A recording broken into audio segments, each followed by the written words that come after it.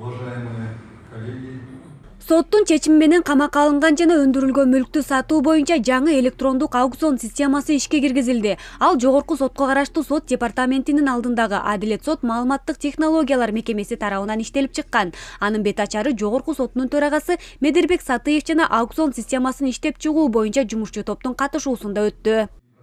Буга чейин сот чечими менен камакка алынган же өндүрүлгөн мүлктү сатуулар боюнча аукцион өткөрүлөрдү. Ага катышуучулар менен сот аткаруучулардын ортосунда көптөгөн убаракерчиликтер болуп келген. Жаңы система аларды жоюу менен шек жаратып келген коррупциялык көрүнүштөрдү азайтат.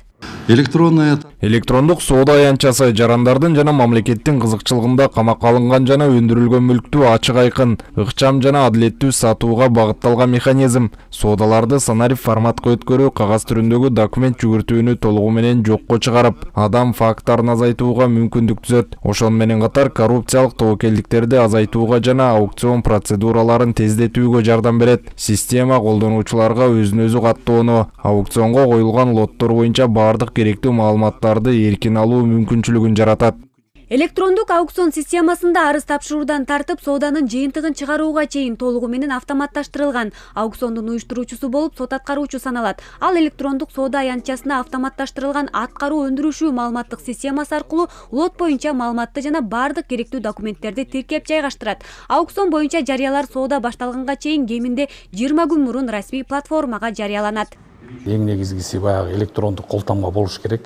Ошо колтамга аркылуу катталгандан кийин биздин уже торг болуп аткан системага өзү автоматически түшөт.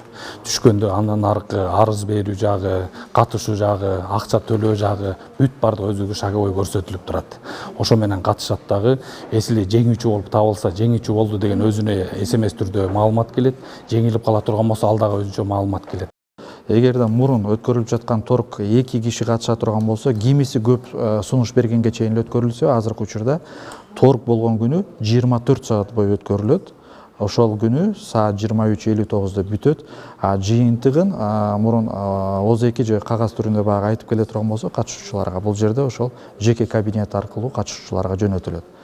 Ошол эле учурда негизги максат катары жана соттук аткаруучу менен катышуучулардын эч кандай бири-бири менен карым-катнаш болбойт бул жерде. Электрондук платформанын киргизилиши жарандардын жана уюмдардын аукционго катышуусун жеңилдетип, аткаруу өндүрүшүү институтуна болгон ишенимди арттырат. Ошону менен катар өлкөдө сот системасын санариптештирүү багытында жүргүзүлүп жаткан максаттуу иш-аракеттердин мекемелер аралык натыйжалуу кызматташтыктын жыйынтыгы болмокчу. Иният Эргешева, Меримбек Жусупбек уулу, ЛТР Бишкек.